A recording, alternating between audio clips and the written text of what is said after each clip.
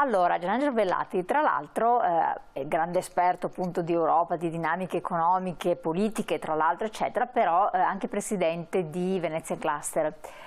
E quindi ha molto a che fare con Bruxelles, con tanti progetti che vengono presentati e con progetti che possiamo fare anche da noi, per le aziende, non un'aziendina piccola ma un consorzio di aziende, distretti produttivi eccetera, per ottenere finanziamenti dall'Europa, giusto? Ma sì, diciamo che il Venetian Cluster fa parte dei cosiddetti cluster che chiamiamo in realtà reti innovative regionali della Regione Veneto, ma che è una politica che nasce da Bruxelles, quindi chi dà il finanziamento di partenza, l'indirizzo politico è Bruxelles, che ha fatto questo sistema, ha creato questo sistema per cercare di andare incontro soprattutto con servizi comuni, con razionalizzazioni, a quello che è il problema della dimensione eccessivamente piccola delle imprese, non solo italiane ma anche europee. Abbiamo delle imprese molto piccole che devono essere quindi aiutate a far squadra, a mettersi. Questo è un po' l'obiettivo. Nel caso nostro noi ci occupiamo di beni ambientali e di beni culturali, di ambiente e di cultura, però abbiamo voluto buttarci anche molto sulla progettazione europea, sull'internazionalizzazione, perché d'altra parte una regione come la nostra che vive di esportazioni, noi viviamo, per fortuna ci sono i mercati liberi aperti, ricordate col Covid cosa voleva dire non avere neanche più turisti? La crisi che c'era. Quindi un paese come il nostro che vive di mercati aperti, di frontiere aperte, non può non avere qualcuno che si occupa molto di internazionalizzazione, quindi di commercio estero e quindi anche però di progettazione europea. E quindi noi ci siamo specializzati soprattutto su quest'ultimo aspetto qua. È difficile perché noi ci rendiamo conto stanno aumentando negli anni sempre di più i livelli della qualità dei progetti.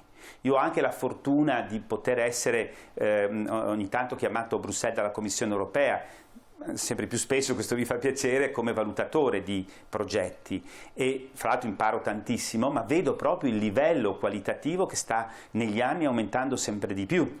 E fra l'altro poi con dei restringimenti dei campi di azione, perché si va sempre di più sul campo ambiente, che anche se è una politica orizzontale è un campo però molto particolare, e anche sul settore dell'energia, sulla produzione, e quindi ecco il problema dell'idrogeno piuttosto che dell'energia da fotovoltaico, piuttosto che fonti alternative, anche perché lasciando le materie prime che hanno fino ad oggi soprattutto prodotto energia si ridurrebbe anche l'anidride carbonica, che è uno degli obiettivi grandi del 2050, no? Di arrivare a produzione zero, che secondo me è impossibile, ma comunque una tendenza è quella di ridurre l'inquinamento da anidride carbonica. Quindi diciamo che è un settore importante sul quale noi ci siamo specializzati e quindi noi siamo anche felici perché portiamo risorse sul territorio del Veneto, perché quando noi vinciamo con delle altre realtà venete questi progetti, che sono progetti molto grossi, che possono arrivare anche a 5 milioni di euro, e riusciamo quindi creiamo posti di lavoro, creiamo attività, ma soprattutto portiamo know-how nella nostra regione,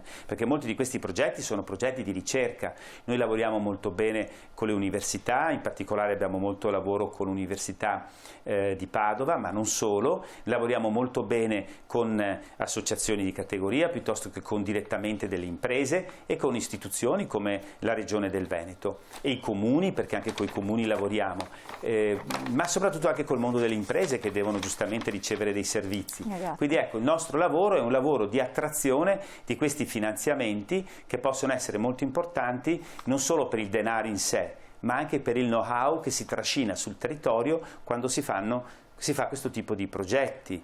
Ma noi come Italia, come Veneto, ne presentiamo di progetti sufficienti, oppure ci sono paesi, altre realtà o anche altre regioni del nostro paese? Allora, ci sono alcune regioni dell'Italia che sono molto brave a presentare i progetti, quelle dove ci sono per esempio delle imprese grosse, no? Per esempio la Lombardia e il Piemonte, avendo poi molte ex aziende IRI nella Campania, sono le 3 regioni che presentano molti progetti nel settore della ricerca e sviluppo tecnologico, però ecco, la media italiana resta ancora una media bassa.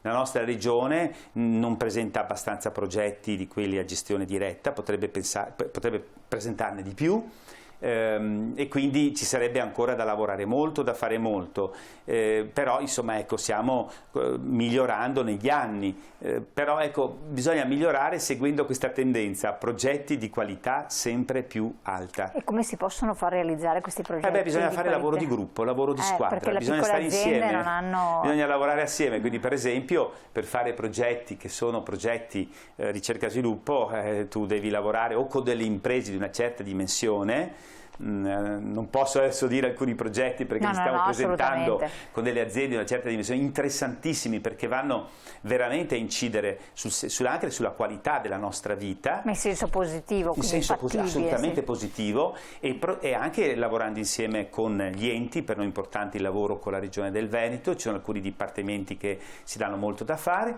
e poi con l'università. Perché poi in tutte queste reti innovative regionali noi abbiamo l'università, e quindi abbiamo la fortuna di avere in Veneto ben 4 università molto importanti, e sulla ricerca e sviluppo in primis Padova sicuramente, dove siamo ora, e quindi questa diciamo, possibilità o questo vantaggio di lavorare in squadra ci permette di sicuramente aumentare il livello di qualità. E poi bisogna prendersi in anticipo, non all'ultimo momento, e poi bisogna avere dei buoni partner. Perché i partner che Perché sono progetti europei, l'Europa interviene dove non può intervenire la regione, il comune, lo Stato, e quindi sono dei progetti normalmente di carattere europeo, dove tu devi trovarti i tuoi partner in almeno 2-3 paesi dell'Europa. Allora noi per esempio siamo molto in contatto con la Baviera, con la regione di Bruxelles, con le regioni molto avanzate, però ci possono essere anche dei bandi di gara, e quindi dei progetti che impongono un trasferimento di competenze e collaborazione fra regioni avanzate